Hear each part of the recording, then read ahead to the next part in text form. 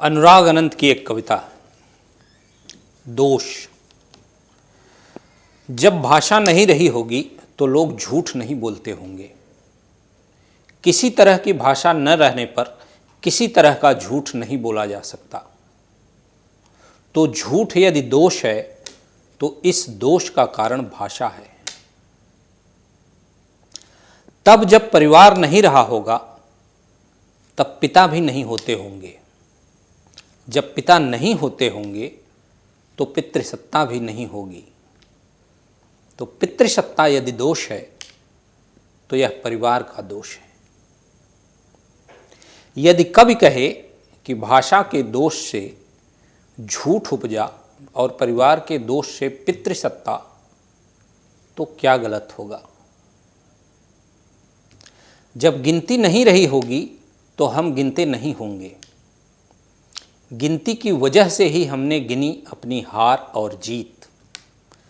हमने गिना कितनी लड़कियों से प्रेम किया, कितनों से किया सिर्फ प्रेम का अभिनय, कितनों के साथ सोए और कितनों के साथ जागने का स्वप्न देखा, कितनी असरफियाँ जोड़ी, कितना लाभ कमाया, कितने का घाटा हुआ।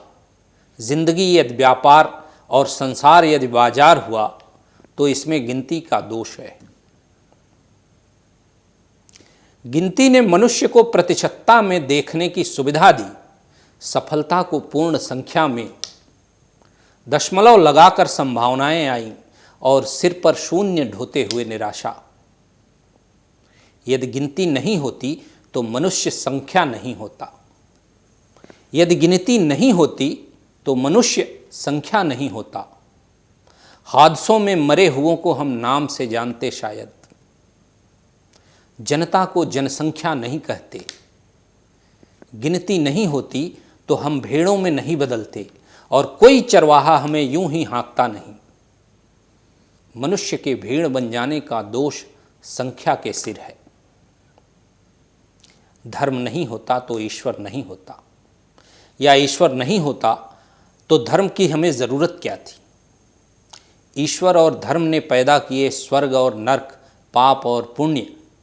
धर्म और ईश्वर का दोष स्वर्ग, नरक, पाप, पुण्य। मनुष्य का दोष बस इतना ही कि वह भाषा, गिनती, परिवार, ईश्वर और धर्म के बिना काम नहीं चला सका।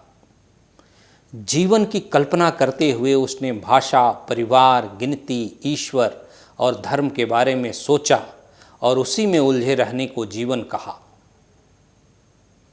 मनुष्य का दोष बस इतना है, उसने दोष को गुण समझा और अपने सिर पर सिंहासन लगने दिया।